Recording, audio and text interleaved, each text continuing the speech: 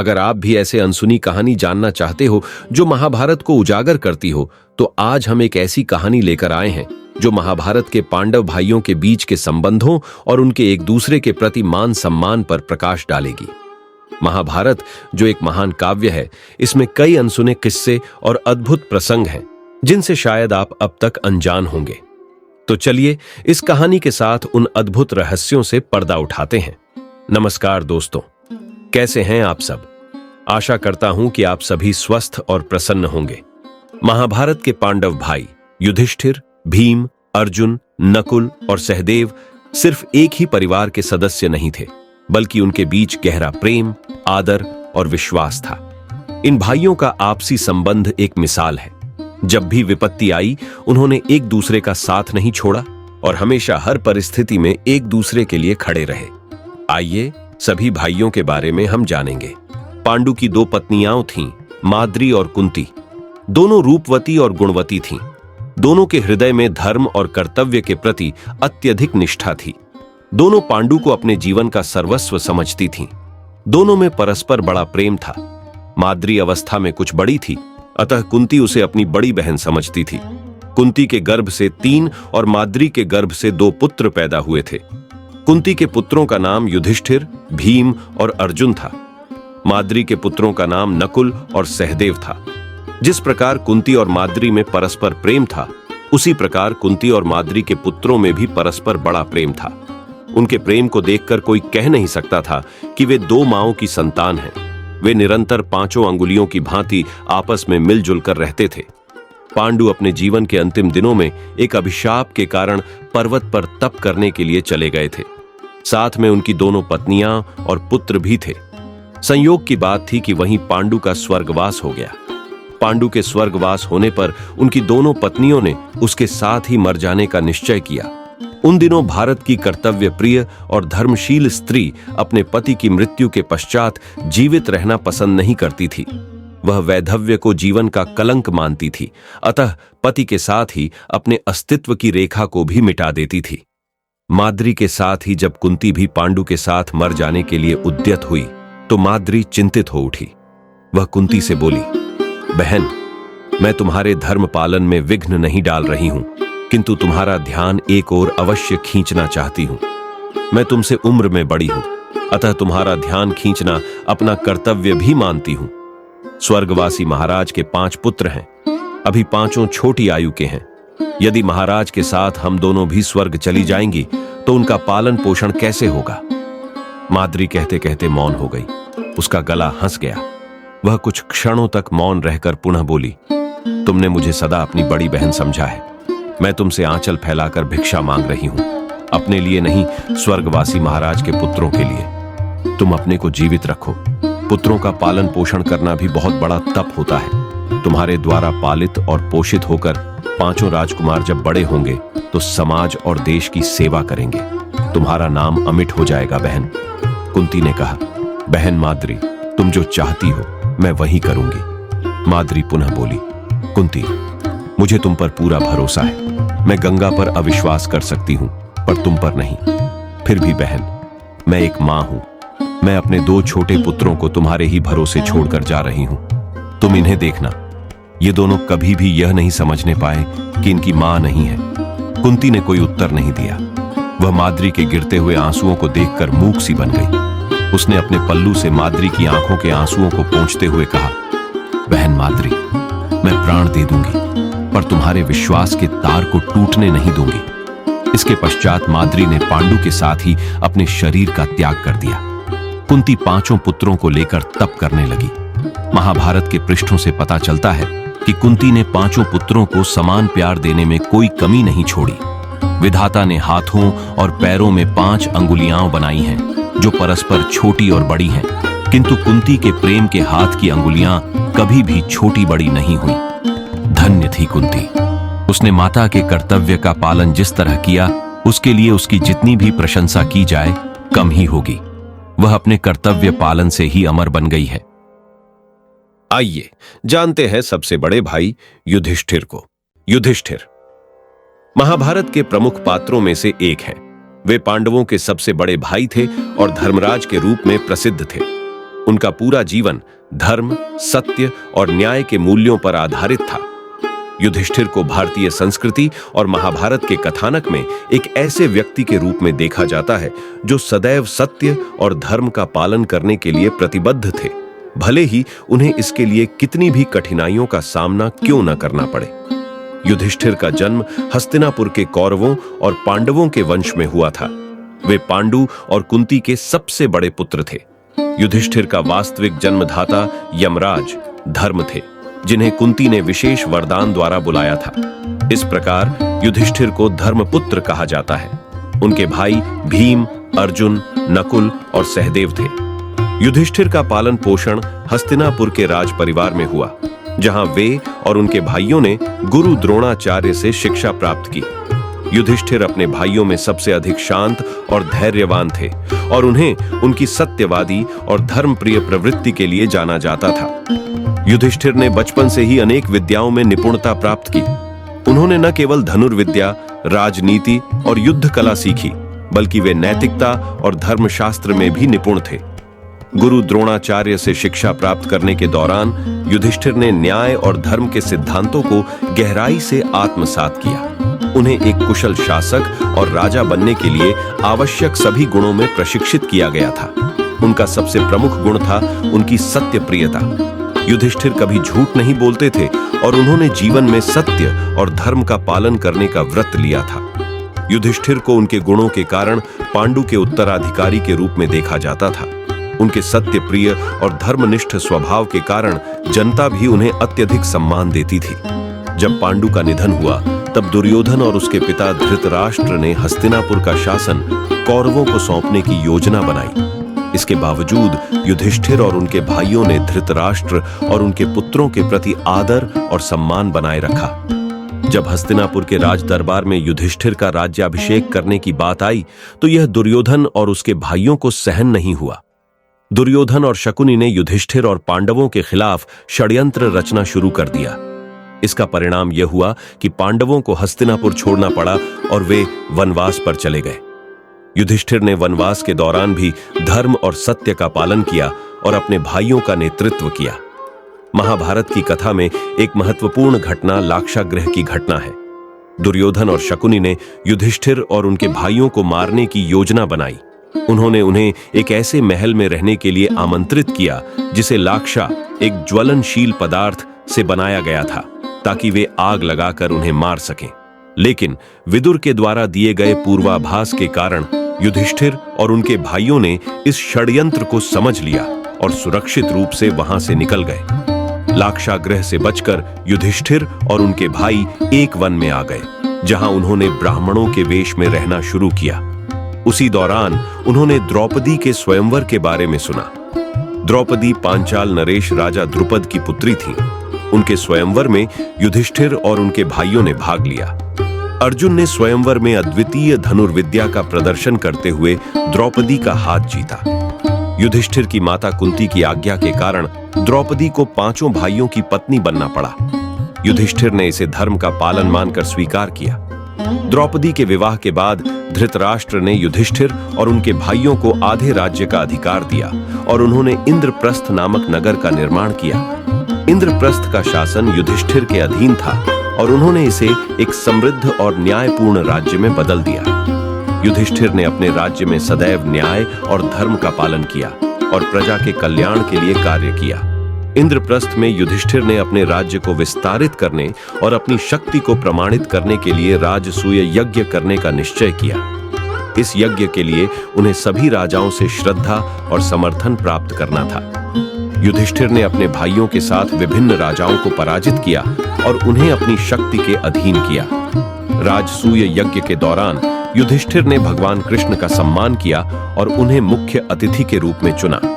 इस यज्ञ ने युधिष्ठिर की प्रतिष्ठा को और बढ़ा दिया, लेकिन इसके साथ ही दुर्योधन की ईर्ष्या और द्वेष भी बढ़ गया। महाभारत का जुए का खेल एक अत्यंत महत्वपूर्ण और दुखद घटना है, जो धर्मराज युधिष्ठिर के जीवन में एक मोड़ साबित हुआ।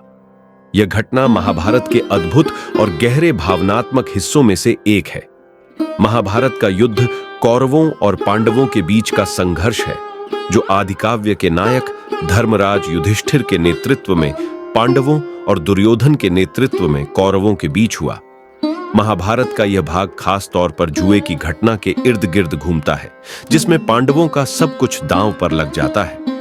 धर्मराज युधिष्ठिर एक ईमानदार और धर्मपरायण राजा थे, लेकिन उनके ससुराल में बहुत से ऐसे चमत्कारी और चालाक लोग थे जो उनके धर्म की परीक्षा लेना चाहते थे।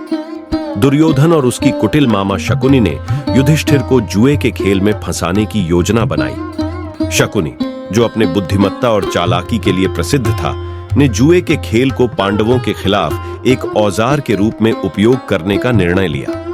दुर्योधन ने युधिष्ठिर को एक जुए के खेल के लिए आमंत्रित किया। युधिष्ठिर ने यह सोचकर स्वीकार कर लिया कि यह उनके साम्राज्य के सम्मान की रक्षा के लिए आवश्यक है। इस खेल के शुरू होने पर दुर्योधन ने शकुनी के साथ मिलकर जुए के नियमों को अपनी सुविधा के अनुसार बदल लिया।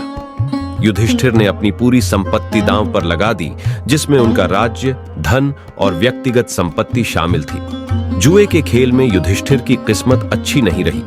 धीरे धीरे युधिष्ठिर ने एक के बाद एक अपनी सारी संपत्ति हारना शुरू कर दी। इस हार के बावजूद युधिष्ठिर ने हार मानने के बजाय खेल जारी रखा, क्योंकि वह अपने राजा होने की जिम्मेदारी को निभाने के लिए कृत संकल्प था। अंततः युधिष्ठिर ने अपनी रानी द्रौपदी को भी दांव पर लगा दिया और इस बार भी हार का सामना करना पड़ा। जुए के खेल की हार के बाद द्रौपदी को दांव पर लगा दिया गया। यह अत्यंत अपमानजनक स्थिति थी, क्योंकि द्रौपदी को कौरवों के दरबार में बुलाया गया और उसके साथ दुर्व्यवहार किया गया। कौरवों ने द्रौपदी के सम्मान को पूरी तरह से नष्ट कर दिया, जो पांडवों के लिए एक बड़े संकट का कारण बना। यह दृश्य महाभारत की सबसे दुखद और संवेदनशील घटनाओं में से एक था। जुए के खेल के परिणाम स्वरूप पांडवों को अपने राज्य से निर्वासित कर दिया गया। युधिष्ठिर ने इस हार को स्वीकार करते हुए अपने भाइयों के साथ 13 वर्षों का वनवास स्वीकार किया, जिसमें से 1 वर्ष अज्ञातवास के रूप में बिताना था। यह वनवास पांडवों के लिए अत्यंत कठिन और पीड़ादायक था, लेकिन यह भी उनके साहस और धैर्य की परीक्षा था। युधिष्ठिर की जुए की घटना महाभारत की कथा का एक महत्वपूर्ण हिस्सा है। इस घटना ने पांडवों के जीवन को पूरी तरह से बदल दिया और उन्हें एक ऐसी यात्रा पर भेजा जिसने उनके चरित्र और धर्म को साबित किया। इस खेल की हार ने युधिष्ठिर को व्यक्तिगत और राजनैतिक दोनों स्तर पर गहरे प्रभाव डाले और इसके बाद के युद्ध और घटनाओं की नींव रखी। जुए की यह घटना महाभारत के काव्य का एक महत्वपूर्ण और दृष्टांत है, जो दर्शाता है कि कैसे धर्म और न्याय के सिद्धांतों की परीक्षा होती है और कैसे मानव की इच्छाओं और महत्वाकांक्षाओं के बीच संघर्ष होता है। युधिष्ठिर का यह अनुभव उसे एक सच्चे राजा और धर्म के संरक्षक के रूप में स्थापित करता है, जो अपनी कर्तव्य निष्ठा और धैर्य के माध्यम से अपने व्यक्तित्व को साबित करता है। इस प्रकार महाभारत के जुए की घटना ने पांडवों की कथा में एक महत्वपूर्ण मोड़ पेश किया और उनके धर्म, साहस और संघर्ष की कहानी को उजागर किया। युधिष्ठिर की जुए की हार और उसके बाद के घटनाक्रम ने पांडवों के लिए कठिनाइयों और चुनौतीपूर्ण परिस्थितियों को प्रस्तुत किया, जो अंततः उनके विजय और न्याय की ओर ले गए। महाभारत के युद्ध के बाद जब पांडवों ने अपने शत्रुओं पर विजय प्राप्त कर ली, तो युधिष्ठिर ने राज्य का भार संभाल लिया। लेकिन जीवन के अंतिम वर्षों में युधिष्ठिर और उनके भाइयों ने राज्य त्याग कर स्वर्गारोहण की यात्रा करने का निर्णय लिया। स्वर्ग की ओर जाने के लिए उन्होंने हिमालय की ओर प्रस्थान किया। यात्रा के दौरान उनके साथ द्रौपदी और बाकी 4 पांडव भी थे, परंतु एक एक करके सभी भाई और द्रौपदी रास्ते में गिरकर मृत्यु को प्राप्त हो गए। युधिष्ठिर ही एकमात्र ऐसे थे जो अंत तक जीवित रहे। जब युधिष्ठिर और उनके साथ चल रहा एक कुत्ता धर्मराज का रूप हिमालय के अंतिम शिखर तक पहुंचे, तो इंद्रदेव अपने रथ में उन्हें स्वर्ग ले जाने के लिए आए, परंतु युधिष्ठिर ने कुत्ते को साथ ले जाने की शर्त रखी। इंद्र ने कुत्ते को छोड़ने का आग्रह किया, लेकिन युधिष्ठिर ने धर्म के प्रति अपनी निष्ठा को साबित करते हुए कुत्ते को छोड़ने से इनकार कर दिया। तभी धर्मराज प्रकट हुए और युधिष्ठिर की सत्यनिष्ठा और धर्म पालन से प्रसन्न होकर उन्हें स्वर्ग ले गए। युधिष्ठिर की मृत्यु स्वर्गारोहण के रूप में हुई, जो उनके महान और धर्मनिष्ठ जीवन का प्रतीक था। अब बात करते हैं पांडवों में दूसरे क्रम के भाई भीमसेन को, भीमसेन महाभारत के प्रमुख पात्रों में से एक हैं, जो पांडवों के दूसरे भाई थे। वे अपनी असाधारण शारीरिक शक्ति, वीरता और साहस के लिए प्रसिद्ध थे। उनकी कथा महाभारत के कथानक का अभिन्न हिस्सा है और भारतीय इतिहास और पौराणिक कथाओं में उनका स्थान अत्यधिक महत्वपूर्ण है। आइए भीमसेन के जीवन की कहानी विस्तार से समझते हैं। भीमसेन का जन्म पांडु और कुंती के पुत्र के रूप में हुआ था। दरअसल पांडु पर एक श्राप था कि वे अपनी पत्नी के साथ संतान उत्पन्न नहीं कर सकते थे। इसलिए कुंती को एक वरदान प्राप्त था, जिसके माध्यम से वह देवताओं का आह्वान कर सकती थीं और उनसे संतान प्राप्त कर सकती थीं। इसी वरदान के प्रयोग से कुंती ने वायु देवता का आह्वान किया और भीमसेन का जन्म हुआ। भीमसेन को वायुदेव का पुत्र माना जाता है, जिससे उन्हें अद्वितीय शारीरिक शक्ति मिली। भीम का शारीरिक बल बचपन से ही अद्वितीय था। कहा जाता है कि जब वे छोटे थे तब उनकी किलकारी सुनते ही पास की पहाड़ियां हिलने लगती थीं। एक बार जब वे खेल रहे थे तो उनकी गोद में दुर्योधन ने एक सांप डाल दिया। भीमसेन ने अपनी अद्वितीय शक्ति से उसे चुटकियों में कुचल दिया, जिससे उनकी शक्ति का सबूत मिला। भीमसेन की बचपन की एक घटना काफी प्रसिद्ध है। एक बार जब सभी भाई जंगल में खेल रहे थे, दुर्योधन की ईर्ष्या और शत्रुता के कारण उसने भीमसेन को एक जलाशय में धकेल दिया। भीम बेहोश हो गए और पानी में डूब गए। जलाशय नागों का निवास स्थान था और नागराज वासुकी ने उन्हें बचाया। नागलोक में भीम को अमृत पिलाया गया, जिससे उनकी शक्ति और भी बढ़ गई। इस घटना के बाद भीम की शक्ति दोगुनी हो गई और वे एक अतुलनीय योद्धा बन गए। भीमसेन और उनके भाइयों ने गुरु द्रोणाचार्य के सानिध्य में शिक्षा प्राप्त की। द्रोणाचार्य ने उन्हें शस्त्र विद्या, युद्ध कला और नीति शास्त्र में प्रशिक्षित किया। भीम को गदा युद्ध में विशेष दक्षता हासिल थी। उनके गुरुकुल जीवन के दौरान भी दुर्योधन और उनके बीच प्रतिद्वंद्विता बढ़ती गई। दुर्योधन और भीम दोनों गदा युद्ध में निपुण थे, लेकिन भीम की शक्ति के आगे दुर्योधन कमजोर साबित होते थे। महाभारत की कथा में एक महत्वपूर्ण मोड़ तब आता है जब पांडवों को द्रौपदी के स्वयंवर के बारे में पता चलता है। भीम और उनके भाई ब्राह्मणों के वेश में स्वयंवर में पहुंचे। अर्जुन ने स्वयंवर की शर्त पूरी कर द्रौपदी का हाथ जीता, लेकिन कुंती ने अनजाने में द्रौपदी को पांचों भाइयों के साथ साझा करवा दिया। इस प्रकार भीमसेन भी द्रौपदी के पति बने। द्रौपदी के प्रति भीम का प्रेम और समर्पण अद्वितीय था। उन्होंने हमेशा द्रौपदी का मान और सम्मान बनाए रखा और उनके अपमान का प्रतिशोध लेने के लिए तत्पर रहते थे। वनवास के दौरान भीमसेन का सामना एक असुर महिला हिडिंबा से हुआ, जो अपने भाई हिडिंब के साथ जंगल में रहती थी। हिडिंबा ने भीम को देखा और तुरंत ही उनसे प्रेम कर बैठी। हिडिंब ने भीमसेन पर हमला किया, लेकिन भीम ने उसे पराजित कर मार डाला। इसके बाद हिडिंबा ने भीमसेन से विवाह का प्रस्ताव रखा। भीमसेन ने अपनी माता कुंती और भाइयों की अनुमति से हिडिंबा से विवाह किया। इस विवाह से उनका एक पुत्र हुआ, जिसका नाम घटोत्कच था। घटोत्कच भी अपने पिता की तरह एक महान योद्धा और शक्तिशाली था। उसने महाभारत के युद्ध में पांडवों की सहायता की और वीर गति को प्राप्त हुआ। भीमसेन और दुर्योधन के बीच शत्रुता महाभारत का एक प्रमुख विषय है। दुर्योधन हमेशा भीम की शक्ति से भयभीत रहता था और उसे नीचा दिखाने का कोई मौका नहीं छोड़ता था। जब दुर्योधन ने पांडवों को लाक्षागृह में जलाकर मारने का प्रयास किया, तब भीम ने अपने भाइयों और माता को सुरक्षित बाहर निकाला। भीम ने वनवास के दौरान कई बार दुर्योधन और कौरवों से बदला लेने की कसम खाई। महाभारत की सबसे महत्वपूर्ण और दुखद घटना जुए की घटना है, जिसमें युधिष्ठिर ने अपने राज्य, भाइयों और यहां तक कि द्रौपदी को भी हार दिया। जब द्रौपदी को सभा में घसीटा गया और उनका अपमान किया गया, तब भीम का क्रोध चरम पर पहुंच गया। उन्होंने सभा में प्रतिज्ञा की कि वे दुर्योधन की जांघ को तोड़ेंगे और दुशासन का रक्त पिएंगे, जिसने द्रौपदी का चीरहरण किया था। भीम की यह प्रतिज्ञा महाभारत के युद्ध में पूरी हुई, जब उन्होंने दुशासन का वध कर उसकी छाती का रक्त पिया और दुर्योधन की जांघ को अपनी गदा से तोड़ा। जुए में पराजय के बाद भीम और उनके भाई 12 वर्षों के वनवास पर चले गए। इस दौरान भीम ने कई महत्वपूर्ण पराक्रम किए। वे अपने भाइयों और माता कुंती की सुरक्षा के लिए सदैव तत्पर रहते थे। वनवास के दौरान भीम ने कई राक्षसों का वध किया और अपने वीरता के अनेक उदाहरण प्रस्तुत किए। एक बार वनवास के दौरान भीम का सामना हनुमान से हुआ, जो उनके बड़े भाई माने जाते थे, क्योंकि दोनों वायु देवता के पुत्र थे। हनुमान ने भीम की शक्ति और साहस की परीक्षा ली और उन्हें आशीर्वाद दिया। इस घटना ने भीम को मानसिक और आध्यात्मिक रूप से और भी सशक्त बना दिया। वनवास के दौरान एक और महत्वपूर्ण घटना घटी जब यक्ष ने युधिष्ठिर के भाइयों से प्रश्न पूछे। जब भीम और उनके अन्य भाई यक्ष के प्रश्नों का उत्तर देने में असफल रहे तो वे मूर्छित हो गए।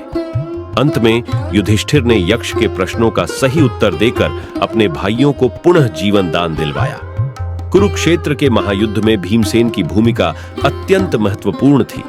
वे पांडवों के मुख्य योद्धा थे और उन्होंने कई कौरव योद्धाओं को पराजित किया। युद्ध के दौरान भीम ने अपनी प्रतिज्ञाओं को पूरा किया। अब क्रम आता है पांडवों भाइयों में अर्जुन का। आइए अर्जुन की कहानी को विस्तार से जानते हैं। अर्जुन महाभारत के सबसे प्रमुख पात्रों में से एक है। वे पांडवों के तीसरे भाई थे और अपनी वीरता, धनुर्विद्या और अद्वितीय युद्ध कौशल के लिए प्रसिद्ध थे। अर्जुन का जीवन संघर्ष, साहस और नैतिकता से भरा हुआ है, जो भारतीय संस्कृति और पौराणिक कथाओं में अत्यंत महत्वपूर्ण स्थान रखता है। अर्जुन की कथा उनके जन्म से लेकर कुरुक्षेत्र युद्ध और उसके बाद तक कई घटनाओं से भरी हुई है। आइए अर्जुन के जीवन की संपूर्ण कहानी को समझने का प्रयास करें। अर्जुन का जन्म हस्तिनापुर के राजा पांडु और रानी कुंती के पुत्र के रूप में हुआ था। पांडु पर एक श्राप था कि वे अपनी पत्नी के साथ संतान उत्पन्न नहीं कर सकते थे। इसलिए कुंती ने अपने वरदान का उपयोग करते हुए इंद्रदेव का आह्वान किया, जिनसे अर्जुन का जन्म हुआ। अर्जुन को इंद्रपुत्र माना जाता है, जो कि देवताओं के राजा थे। इसलिए अर्जुन को अद्वितीय वीरता, साहस और युद्ध कौशल का आशीर्वाद मिला। उनका नाम अर्जुन इसलिए रखा गया क्योंकि वे अत्यंत निष्कलंक, सफेद और पवित्र थे। अर्जुन का पालन पोषण हस्तिनापुर के राजमहल में हुआ, जहां उन्होंने अपने भाइयों युधिष्ठिर, भीम, नकुल और सहदेव के साथ शिक्षा प्राप्त की। बचपन से ही अर्जुन का झुकाव धनुर्विद्या और युद्ध कला की ओर था। वे स्वाभाविक रूप से एक महान योद्धा बनने की क्षमता रखते थे और यह बात उनके गुरु द्रोणाचार्य ने भी जल्द ही समझ ली थी। अर्जुन ने अपने गुरु द्रोणाचार्य से धनुर्विद्या की शिक्षा प्राप्त की। द्रोणाचार्य उस समय के महानतम योद्धा और धनुर्विद्या के आचार्य थे। अर्जुन ने गुरु द्रोणाचार्य के प्रति गहन निष्ठा और समर्पण दिखाया। वह सदैव गुरु के आदेशों का पालन करते और पूरे ध्यान से अभ्यास करते थे।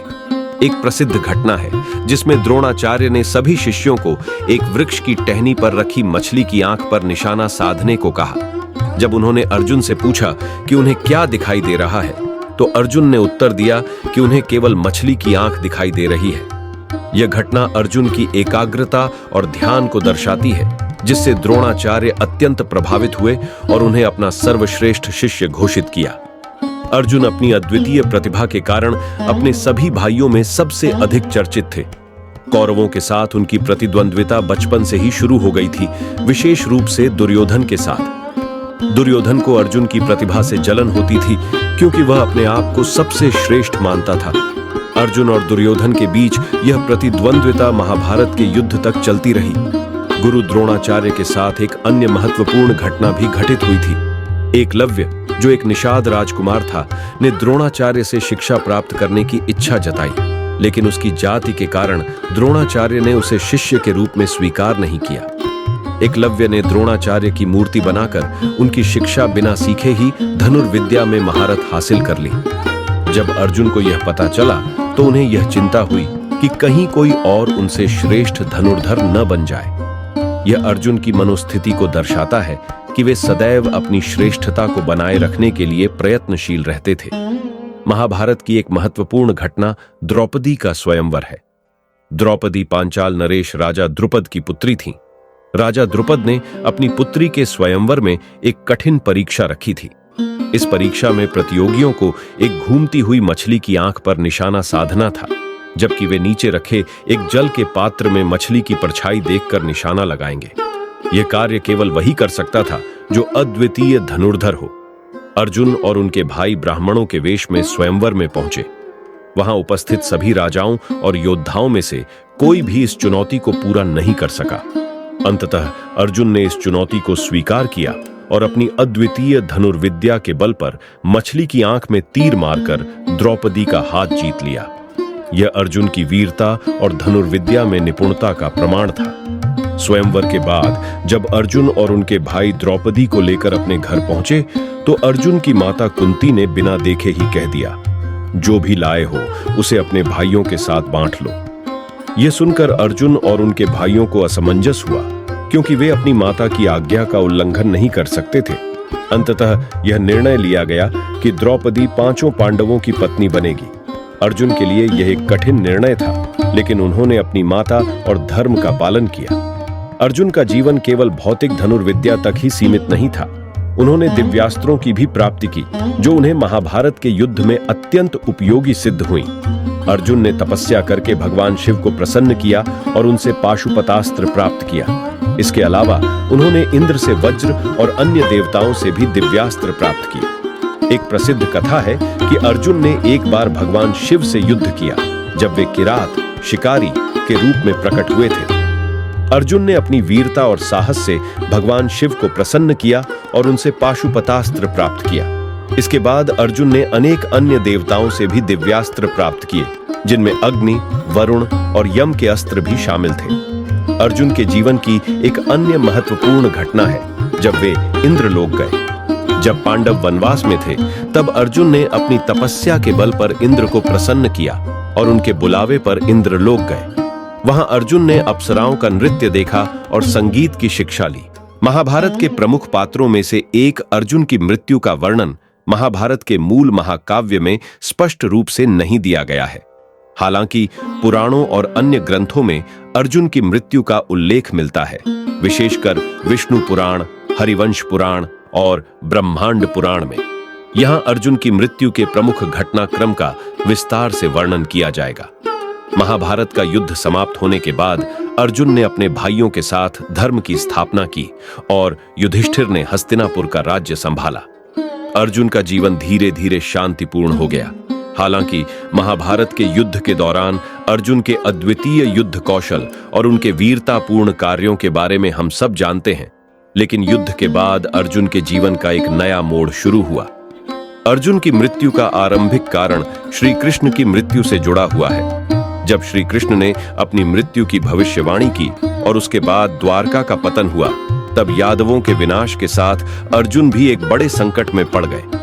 श्री कृष्ण अर्जुन के जीवन में न केवल एक मित्र बल्कि उनके मार्गदर्शक भी थे। श्री कृष्ण के जाने के बाद अर्जुन मानसिक और भावनात्मक रूप से कमजोर हो गए। द्वारका के पतन के बाद अर्जुन को वहां के नागरिकों को सुरक्षित स्थान पर ले जाने की जिम्मेदारी मिली। अर्जुन ने द्वारका के नागरिकों को हस्तिनापुर लाने का प्रयास किया, लेकिन मार्ग में म्लेच्छों ने उन पर हमला कर दिया। यहाँ पर अर्जुन की युद्ध क्षमता में स्पष्ट गिरावट देखी गई। श्री कृष्ण के न होने के कारण अर्जुन अपने दिव्यास्त्रों का उपयोग नहीं कर सके और म्लेच्छों ने कई नागरिकों को मार डाला और महिलाओं को बंदी बना लिया। अर्जुन इस घटना से अत्यंत दुखी और हताश हो गए। इसके बाद पांडवों ने राजपाट छोड़ने का निर्णय लिया और महाप्रस्थान महान यात्रा पर निकल पड़े।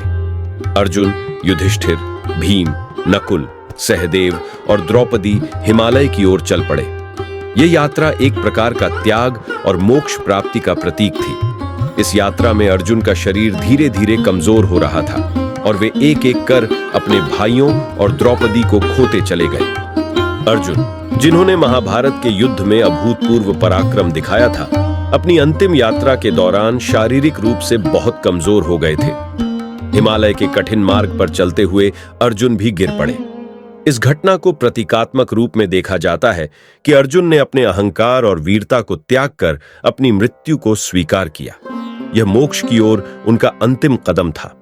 अर्जुन की मृत्यु को लेकर कई व्याख्याएं दी गई हैं। एक दृष्टिकोण यह है कि अर्जुन ने अपने जीवन के उत्तरार्ध में शारीरिक और मानसिक कमजोरी का सामना किया, जो उनके जीवन के उद्देश्य और युद्ध कौशल से जुड़ी हुई थी। श्री कृष्ण के बिना अर्जुन का जीवन अधूरा हो गया था। उनकी मृत्यु का एक प्रतीकात्मक अर्थ यह भी है कि अर्जुन ने अपने कर्मों और अपने युद्ध कौशल से जुड़े गर्व को त्याग कर मृत्यु को स्वीकार किया। दूसरा दृष्टिकोण यह है कि अर्जुन की मृत्यु का कारण उनका अहंकार था। महाभारत के युद्ध में अर्जुन ने दिव्यास्त्रों और श्री कृष्ण की सहायता से अद्वितीय विजय प्राप्त की थी। लेकिन युद्ध के बाद उन्होंने स्वयं को इन दिव्यास्त्रों और श्री कृष्ण के बिना असहाय महसूस किया। यह अहंकार धीरे धीरे उनके पतन का कारण बना। महाप्रस्थान यात्रा के दौरान जब अर्जुन का शरीर शारीरिक रूप से कमजोर हो गया, तब उन्होंने अपने जीवन के उद्देश्यों और कर्मों को छोड़ दिया और मृत्यु को स्वीकार कर लिया। महाभारत में अर्जुन की मृत्यु को केवल एक शारीरिक घटना के रूप में नहीं, बल्कि एक आध्यात्मिक यात्रा के रूप में देखा जाता है। अर्जुन ने अपने जीवन में धर्म, कर्म और योग के सिद्धांतों का पालन किया। भगवत गीता के माध्यम से अर्जुन ने जीवन और मृत्यु के सिद्धांतों को समझा था। उन्होंने जाना था कि मृत्यु केवल शरीर का अंत नहीं है, बल्कि आत्मा का मोक्ष प्राप्त करने का मार्ग है। अर्जुन की मृत्यु का अर्थ यह भी है कि जब कोई व्यक्ति अपने जीवन के कर्मों को पूरा कर लेता है और अपने उद्देश्य को समझ लेता है, तब वह अपने जीवन को छोड़ने के लिए तैयार हो जाता है। महाभारत के युद्ध के बाद अर्जुन ने अपने धर्म और कर्म को पूर्ण किया। अब जानेंगे पांडव भाइयों में से नकुल के विषय में। महाभारत के प्रमुख पात्रों में से एक नकुल, माद्री और पांडु के पुत्र थे। नकुल के भाई सहदेव थे, जो उनसे छोटे थे। नकुल और सहदेव दोनों अश्विनी कुमारों के वरदान स्वरूप माद्री के गर्भ से उत्पन्न हुए थे। अश्विनी कुमार देवताओं के चिकित्सक माने जाते थे और अतुलनीय सुंदरता एवं बलशाली थे। नकुल के जीवन की यात्रा महाभारत के महाकाव्य में एक प्रेरणादायक और रोचक है, जिसमें उनके चरित्र की विशेषताएं, उनकी वीरता और उनके परिवार के प्रति उनकी निष्ठा उजागर होती है। नकुल का जन्म तब हुआ जब पांडु अपनी पत्नियों कुंती और माद्री के साथ वन में निवास कर रहे थे।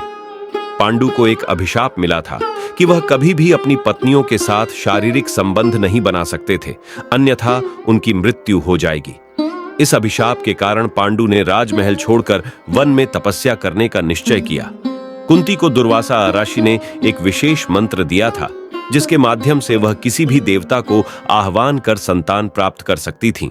कुंती ने यह मंत्र माद्री को दिया ताकि वह भी संतान सुख प्राप्त कर सके। माद्री ने अश्विनी कुमारों का आह्वान किया और उनसे नकुल और सहदेव का जन्म हुआ। नकुल और सहदेव बचपन से ही कुशल योद्धा और अत्यंत सुंदर थे। उनकी माता माद्री के साथ साथ कुंती ने भी उनका पालन पोषण किया। कुंती ने माद्री की मृत्यु के बाद इन दोनों को अपने पुत्रों के समान ही प्रेम और देखभाल दी। नकुल और सहदेव दोनों अपने भाइयों युधिष्ठिर, भीम और अर्जुन के साथ मिलकर पांडव कहलाए। नकुल ने अपने भाइयों के साथ ही गुरु द्रोणाचार्य से युद्ध कला की शिक्षा प्राप्त की। नकुल घुड़सवारी और तलवार चलाने में विशेष निपुण थे। अश्व विद्या, घोड़ों की देखभाल और उनसे संबंधित सभी कला में उन्हें अद्वितीय माना जाता था। उनकी वीरता और साहसिकता का परिचय महाभारत के युद्ध से पहले और दौरान कई बार मिलता है। नकुल को विशेष रूप से घोड़ों की देखभाल और चिकित्सा में विशेषज्ञता प्राप्त थी। इसके अलावा वे तलवारबाजी में भी निपुण थे और उनका कौशल उन्हें महाभारत के युद्ध में एक प्रमुख योद्धा के रूप में स्थापित करता है। नकुल की सुंदरता भी उनके व्यक्तित्व का एक महत्वपूर्ण हिस्सा थी।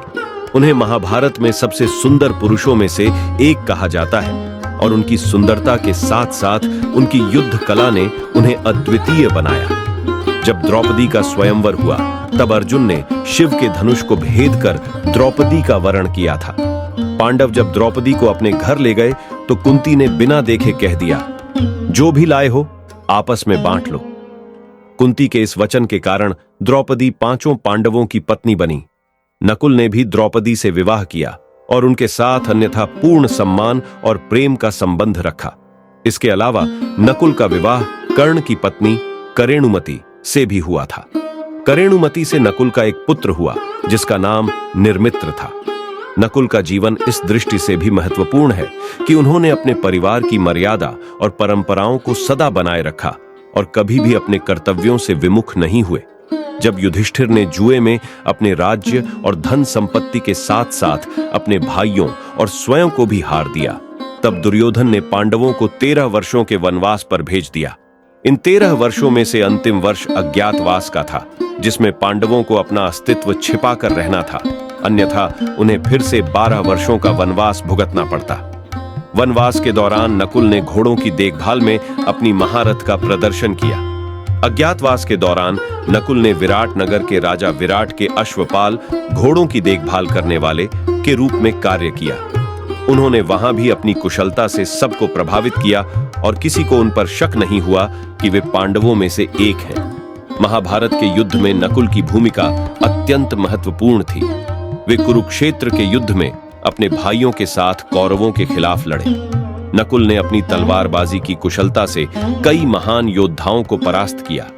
युद्ध में उन्होंने कई महत्वपूर्ण क्षणों में अपनी बहादुरी का प्रदर्शन किया।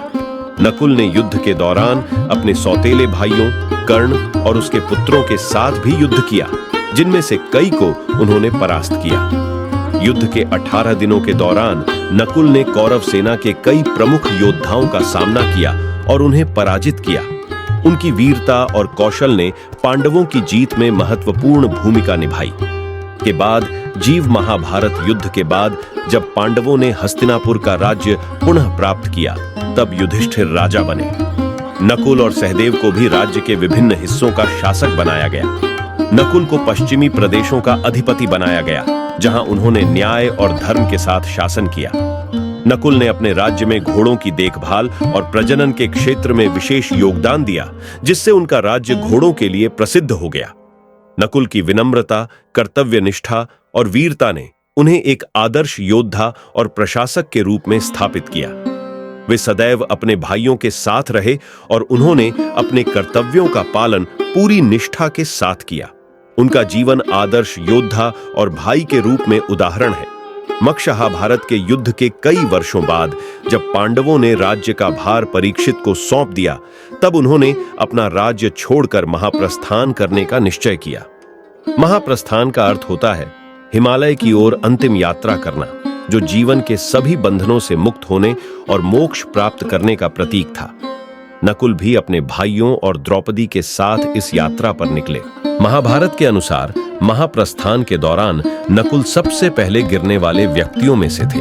इसका कारण यह बताया गया कि नकुल को अपनी सुंदरता पर गर्व था, जो कि एक प्रकार का अहंकार था। हालांकि नकुल का जीवन धार्मिक और निष्ठापूर्ण था, परंतु उनकी इस छोटी सी कमजोरी के कारण वे मोक्ष प्राप्त नहीं कर सके और यात्रा के दौरान गिर पड़े। नकुल का जीवन महाभारत में एक महत्वपूर्ण स्थान रखता है। उनकी वीरता, निष्ठा और सुंदरता के साथ साथ उनकी मानवीय कमजोरियां भी उन्हें एक यथार्थ और प्रेरणादायक पात्र बनाती हैं। उन्होंने अपने भाइयों के साथ मिलकर धर्म की स्थापना के लिए संघर्ष किया और अंततः अपने कर्तव्यों का पालन करते हुए जीवन का समापन किया। नकुल का जीवन इस बात का उदाहरण है कि व्यक्ति चाहे कितना भी महान क्यों ना हो, उसकी कमजोरियां भी उसकी यात्रा का हिस्सा होती हैं। और आखिर में जानेंगे पांडव भाइयों में सबसे छोटे भाई सहदेव के बारे में। महाभारत के प्रमुख पात्रों में से एक सहदेव 5 पांडवों में सबसे छोटे भाई थे।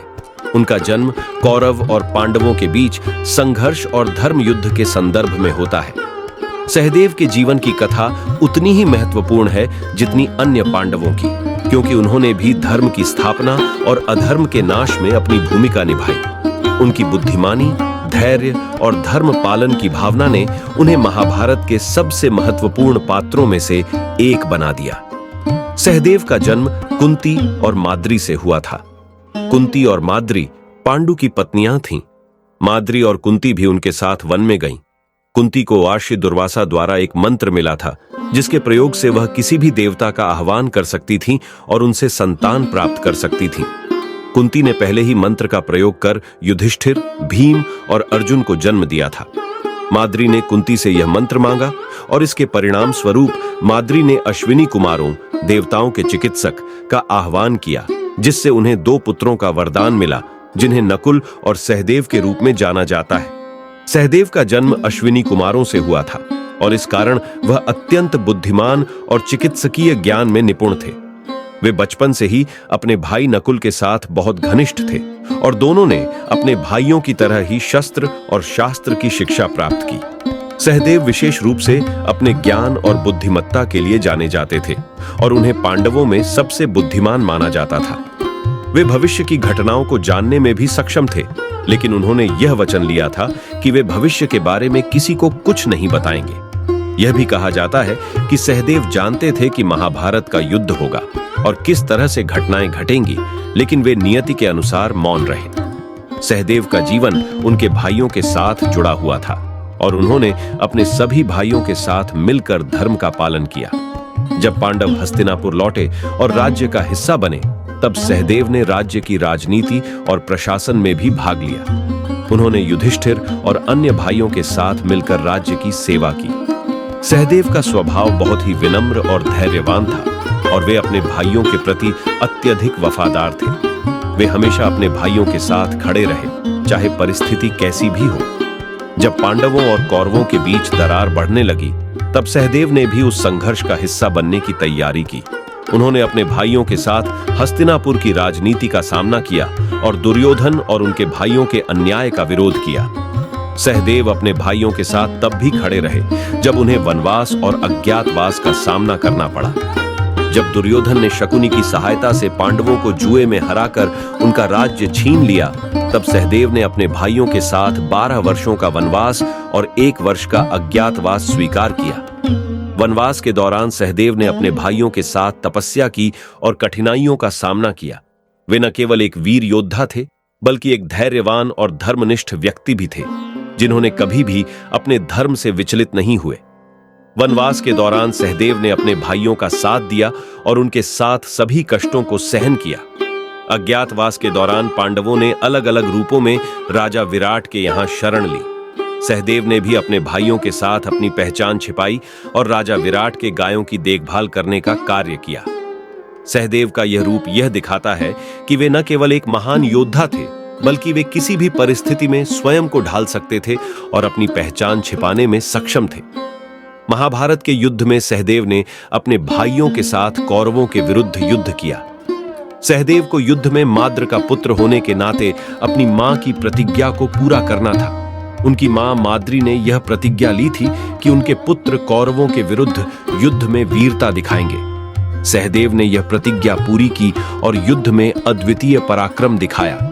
महाभारत के युद्ध में सहदेव ने शकुनी का वध किया। यह एक महत्वपूर्ण घटना थी, क्योंकि शकुनी ही वह व्यक्ति था जिसने पांडवों को जुए में हराने की योजना बनाई थी और उन्हें वनवास भेजा था।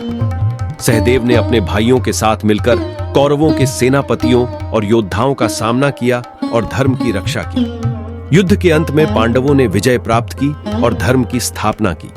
महाभारत के युद्ध के बाद जब युधिष्ठिर ने राज्याभिषेक किया, तब सहदेव ने भी राज्य की सेवा की।